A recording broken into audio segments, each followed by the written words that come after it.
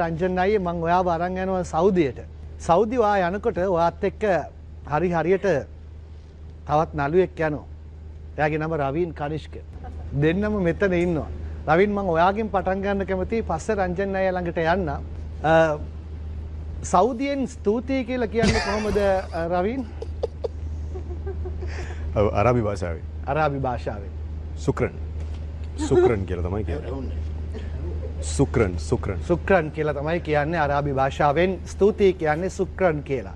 රංජන් අයියා දකින හැමෝම ඒ අරාබිකරේ කණ්ඩායම් මොන හරි අවස්ථාවක නැත්තම් එහි භාෂාව හුරු අය කතා කරලා කියලා යනකොට රංජන් අයියාට කියනවා සුක්‍රන් කියලා. රංජන් අයියා දක්ව ප්‍රතිචාරය මොකද? කීප දෙනෙක් ඇවිල්ලා අපිත් එක්ක ෆොටෝ අරගෙන එහෙමයි. දැන් එනේන එක්කෙනා thank you කියනවා සමහර අය ශුක්‍රන් අයියේ ශුක්‍රන් කියනවා. පස්සේ ඒ රටේ ජාතිකයෝට ඉහුකුත් අපිත් එක්ක වෙලා ෆොටෝ අරගෙන ගියා. මොකක් හරි හේතුවකට අර ඒගොල්ලන්ගේ ජාතික ඇඳුම ඇඳගෙන එහෙම ඇවිල්ලා ඉතින් ඒගොල්ලන්ගේ භාෂාවෙන් කොල්ලා හබේබේ ශුක්‍රන් කියලා ඉතින් ඒගොල්ලන්ගේ භාෂාවෙන් කියලා ගියා. දැන් රංජන් අයියට පොඩ්ඩක් වැඩි අවුල්.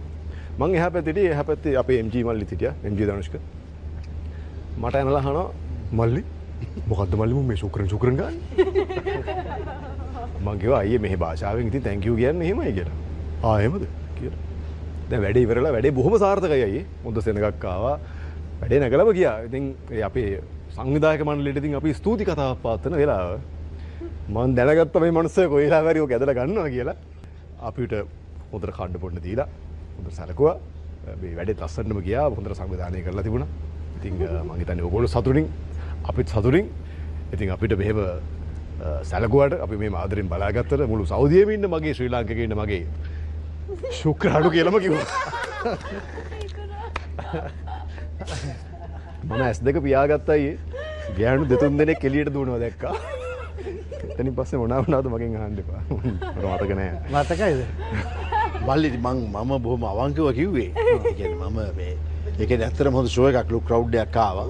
ඒගොල්ලන්ට ලාභයි. ඉතින් ඒගොල්ලෝ ඒක මේ සෙලිබ්‍රේට් කරලා මේ ටිකක් බීලා එමු හිටියේ.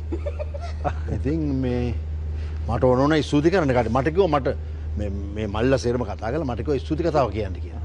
ඉතින් ස්තුතිය කියන්නේ ශුක්‍රන්නේ.